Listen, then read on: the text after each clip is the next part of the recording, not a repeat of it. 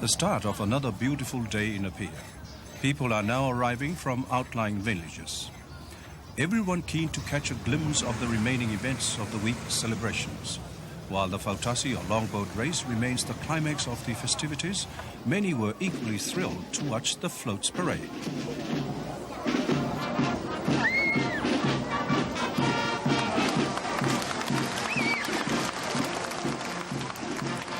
The decorated float parade has always been an enjoyable event in past celebrations.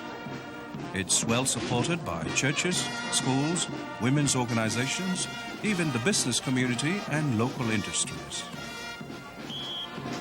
Each float has its own message. Some contradict one another.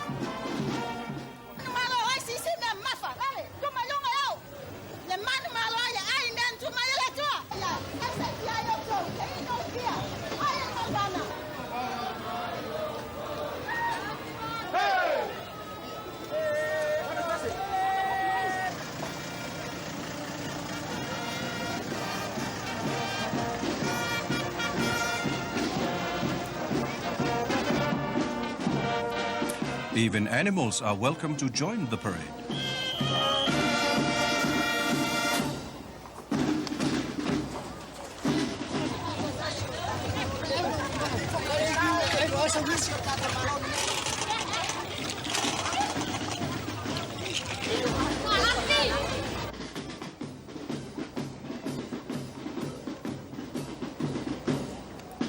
There was plenty to watch and enjoy.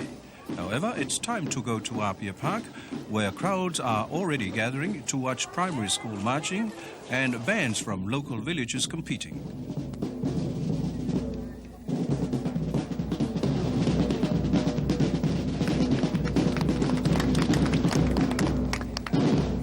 Theology is obviously not the only study for these students from Piula Theological College.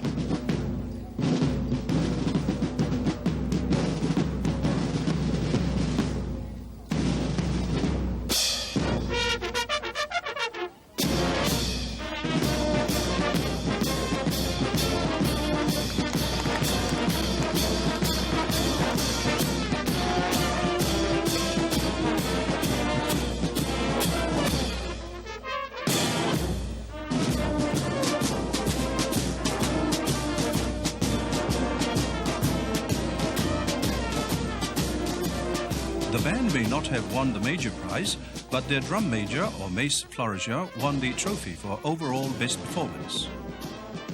16 bands from villages throughout Upolu and Savaii compete.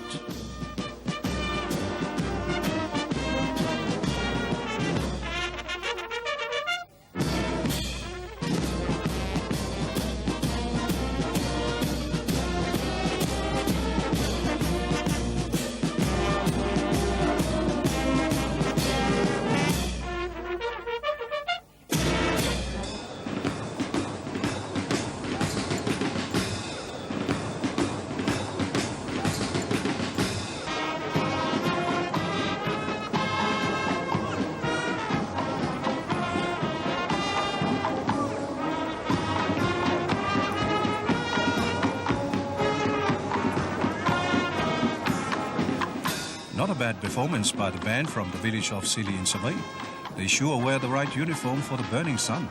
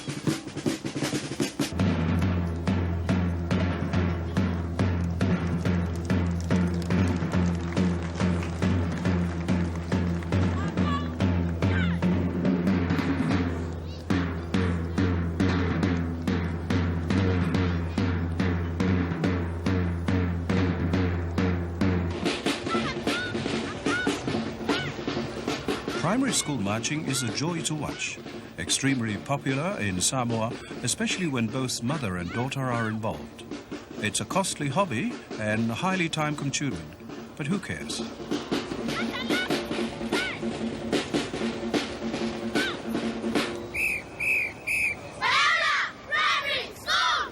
Overseas dignitaries like these city councillors from Porirua, Elaine Annandale and Janet Bennett came specially to represent the interest of their city on the occasion. We brought a carving from our own Porirua carving school and, of course, a picture of Porirua City. And we feel that if we come all this way, we must bring something from our New Zealand city and to show Samoa our support and our best wishes. I felt that to bring Janet here to Samoa to experience living in and feel and be with the people, understanding them, living with them, eating, sleeping. It'll be a great help for the work. When we get back to New Zealand, we'll be able to serve the people on the whole. In my own experience, it's the biggest one. And to see all these new ideas, like overseas Palangi idea, like marching, it's really a fantastic thing to watch the marching. The displays of like the fireworks. Of course, the Fautasi is much more competitive now because before, we never had the Tongans.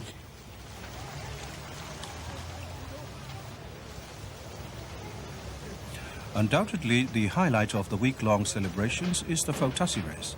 The event culminates in an ordeal of massive preparations which absorbs so much time and energy. The little village of Salua is typical. They use just about every able-bodied man in the village to row their boat. Every day for the whole month, they've been out practicing. No fishing or work on the plantations has been done in this time. When food ran out, wives and children were sent to stay with relatives until after the race. Samoan Fautasi vary in length from 18 to 27 meters, originally built with local timber, although some boats are presently using fiberglass or plywood for buoyancy.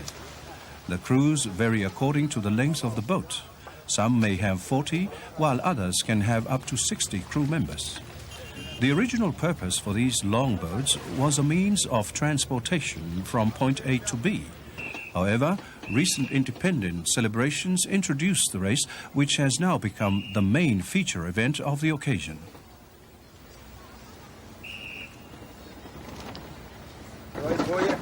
Preceding the final race for major prizes was the one for the consolation plate.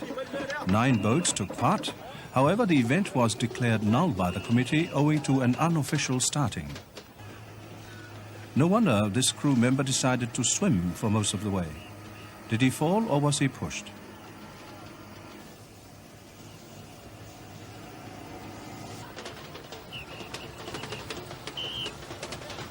And finally came the day for the big race.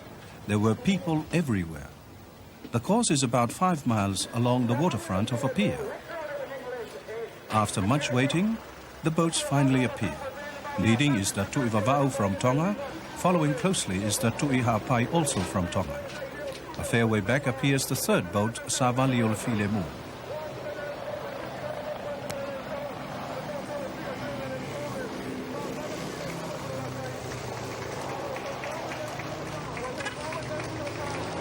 And the confirmed winner, Tu'ivava'u. Second is Tu'ihapai, the 2 Tongan boats.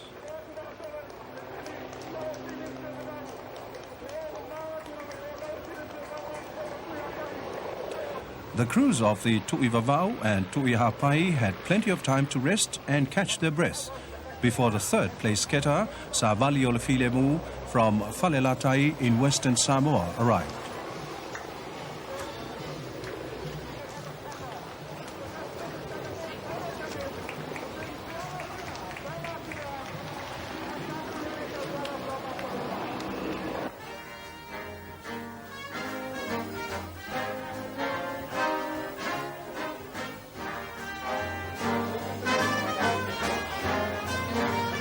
On Friday evening, the official residence of the head of state, Malie II, was the scene of the Grand Independence Ball. Local and overseas dignitaries danced their way through the night to the music of the U.S. Pacific Fleet Band from Pearl Harbor.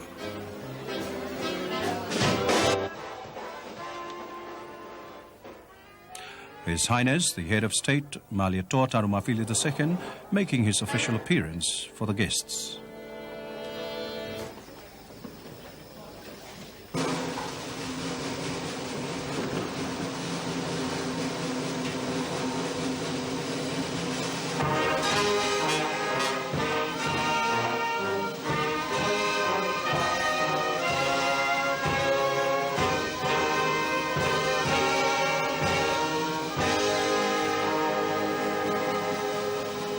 Langi, you are our tausala from New Zealand to represent the beautiful girls in New Zealand in this independence celebrations. Were you given any specific task during the celebration week? Right. On my first time, I was hostessing in a luncheon, which was held after the Mulinu'u opening, and that's what we mainly did on the first day. And later on in the week, we opened up our peer festivities on Wednesday, myself and the tausala from Western Samoa, which is good fun. We opened it up with the siba. So you had two tausalas dancing. I believe this is your first independence celebration in Samoa. Yes, yes. How did you find it? I find it's so busy. I mean, you're rushing around. There's so many activities, don't know what to go to, but it's been so much fun. Very, very hot.